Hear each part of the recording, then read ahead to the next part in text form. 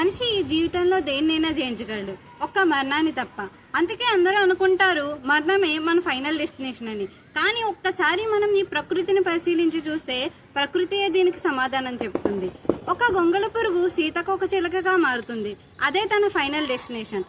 అలాగే మనకు కూడా మరణం తర్వాత ఒక లోకం ఉంది.